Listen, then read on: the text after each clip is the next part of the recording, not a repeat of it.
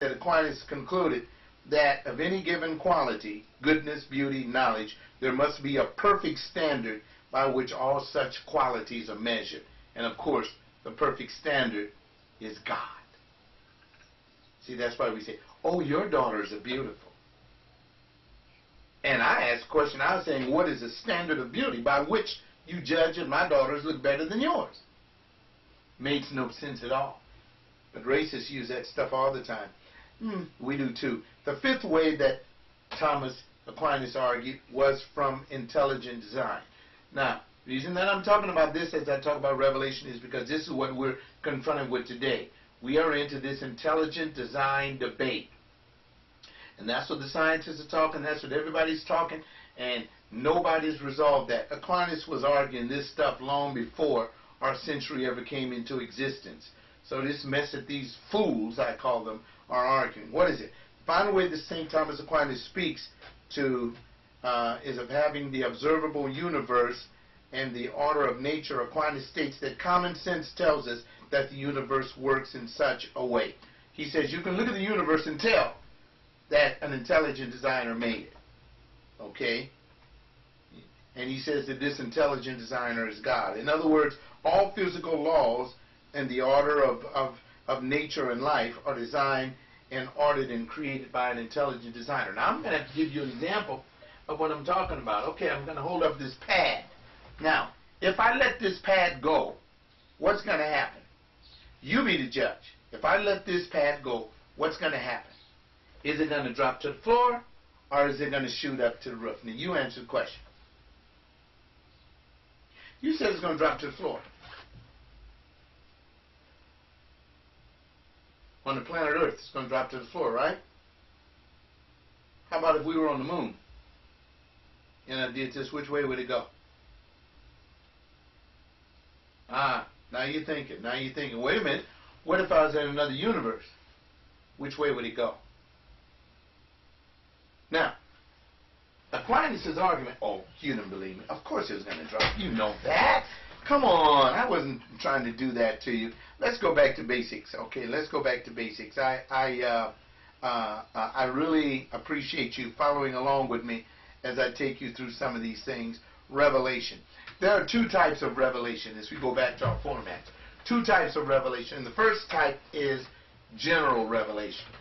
In other words, just want to share this with you. General revelation means that it relates to all people. Everybody can understand general revelation. Now we're going to go into some Bible, since I've been quoting all this stuff right here. General revelation, it is seen in creation. Go with me to Romans chapter 1, verses 18 through 21. Romans chapter 1, verses 18 through 21. I'm loving this. General revelation. Now the reason that we're using the Bible, for those of you that are viewing this, because your friends have made copies of these DVDs, burnt them and given them to you, because you require from a theologue an excellent definition or explanation of the Christian faith. Because church, the way I knew it when I was coming up, is over. It's over. When you go to church now, they aren't teaching you any of this stuff. They dare not teach you this stuff, because if they teach you this stuff, oh, some are still hanging on, but most of them are telling you that you never get sick, you never run into anything that's going to hurt you, your whole life, everything is coming up roses.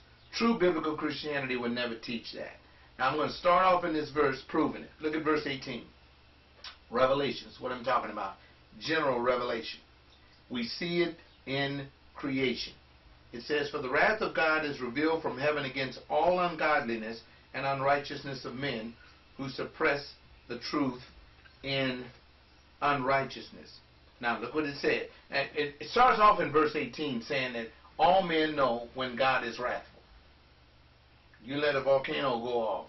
You let a tsunami hit the land. All men are running. You don't have one Christian man standing there saying, I trust in God. When that tsunami wave hits, you all run it. You trying to survive. And you know what? Some Christians died in that tsunami.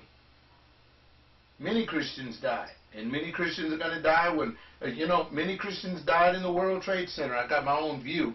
Guess what I came upon on the World Wide Web?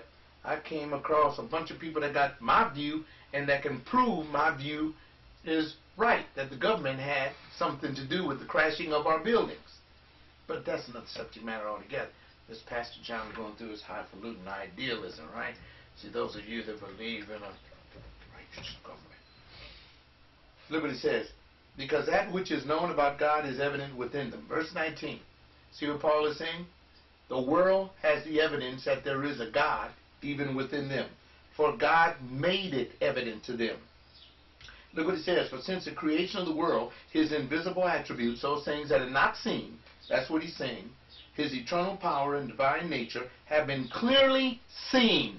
In other words, folk have seen it, being understood through what has been made, so that they are without excuse. Verse 21 says, for even though they knew God, meaning sinners, as well as saints, Buddhists, Muslims, Hindus, atheists, agnostics. Listen to this.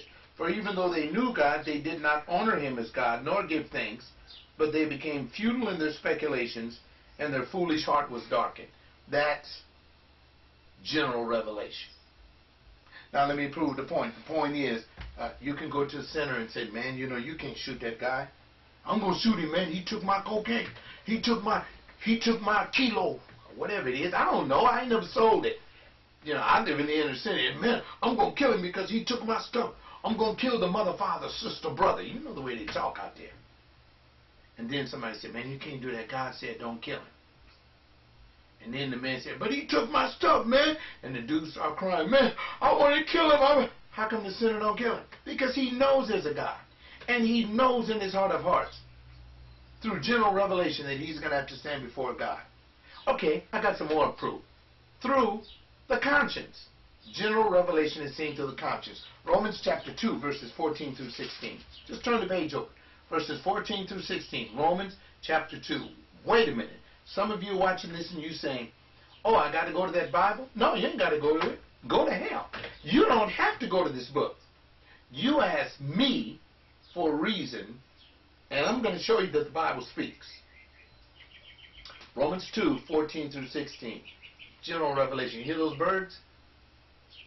The birds are singing his praises.